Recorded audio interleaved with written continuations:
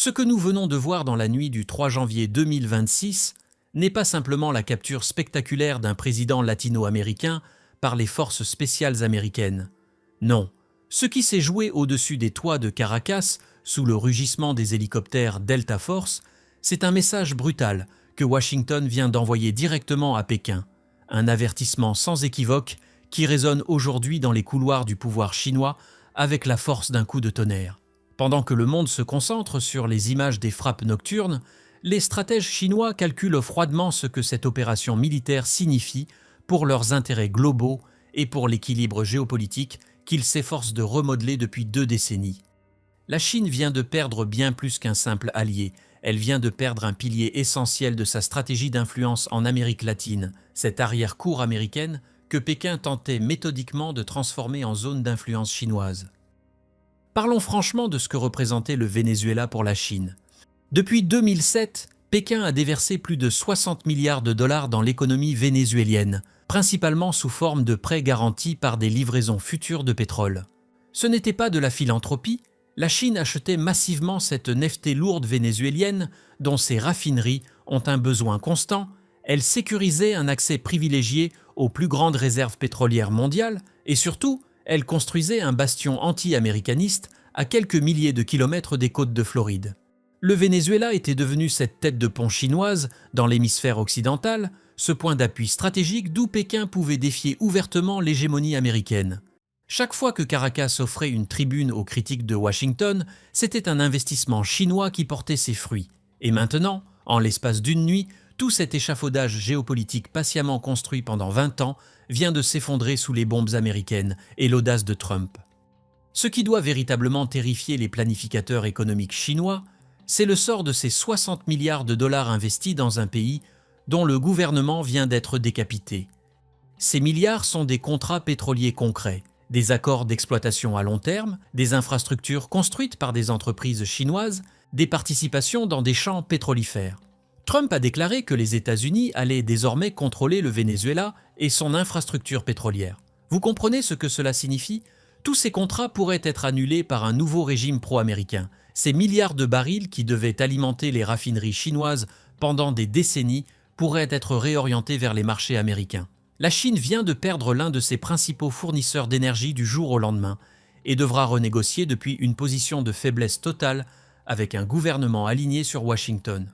Mais ce qui rend cette opération encore plus inquiétante, c'est le signal géopolitique brutal qu'elle envoie. Trump n'a pas imposé des sanctions, il a envoyé ses forces spéciales capturer militairement le chef d'État d'un pays souverain. Les États-Unis viennent de démontrer qu'ils sont prêts à utiliser la force militaire directe contre des gouvernements établis qui s'opposent à leurs intérêts. Et pour la Chine, ce message résonne avec une clarté terrifiante.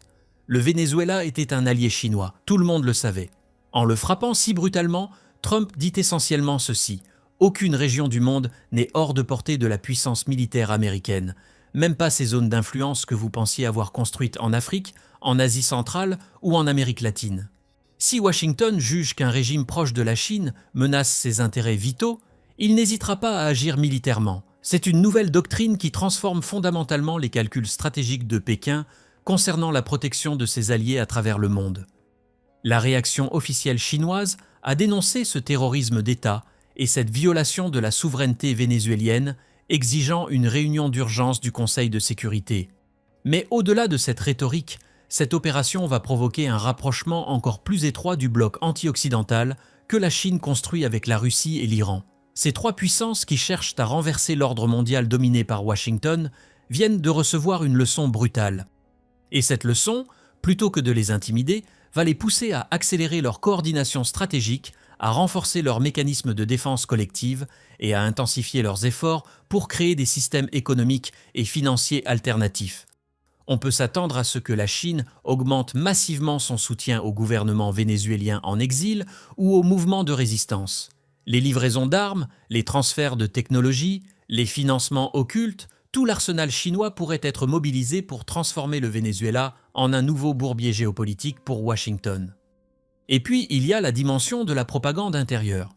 Dans les médias d'État chinois, cette opération sera présentée comme la preuve ultime de l'impérialisme occidental, comme la confirmation que les États-Unis ne respectent aucune règle internationale, comme la justification parfaite des investissements massifs dans la modernisation militaire chinoise. Le Parti communiste va utiliser cet événement pour renforcer le sentiment nationaliste, pour justifier une posture encore plus assertive et pour convaincre la population que leur pays doit se préparer à un affrontement avec l'Occident. Ce qui s'est passé à Caracas va résonner dans toute la société chinoise, va alimenter les discours des faucons militaires qui réclament une armée capable de projeter sa puissance partout dans le monde, va accélérer tous les processus de découplage économique et technologique. En capturant Maduro, Trump pensait régler un problème régional lié au narcotrafic et au pétrole. Mais ce qu'il a fait, c'est jeter de l'huile sur le feu d'une rivalité géopolitique qui définira le XXIe siècle. La Chine ne va pas oublier cette humiliation et elle cherchera des moyens de répondre qui pourraient surprendre Washington au moment où on s'y attend le moins. Merci d'avoir regardé jusqu'au bout. Si cela vous a intéressé, vous pouvez nous remercier pour la création de cette vidéo en mettant un like.